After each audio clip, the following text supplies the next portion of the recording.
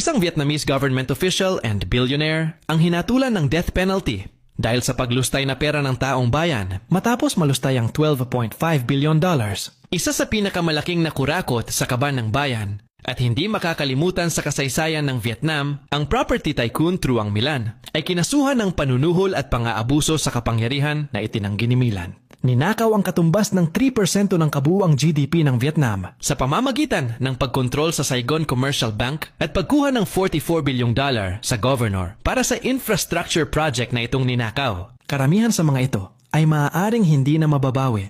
Nasentensyahan na siya ng korte ng death penalty sa pamamagitan ng lethal injection at maaari niyang iapila sa loob ng 15 days basta't maibalik niya ang lahat ng perang ninakaw. Pagkatapos ng 15 days, wala siyang naibalik na pera, kaya naparusahan siyang death penalty. Ginawa ito para tumatak sa mga nakaupo sa gobyerno na kapag nagnakaw sa kaban ng bayan, kamatayan ang parusa sa pamamagitan ng lethal injection. Ikaw payag ka ba sa bansa natin na may ganitong parusa sa mga mahilig magnakaw ng kaban ng bayan? Paki-like at share mo naman itong video. Salamat!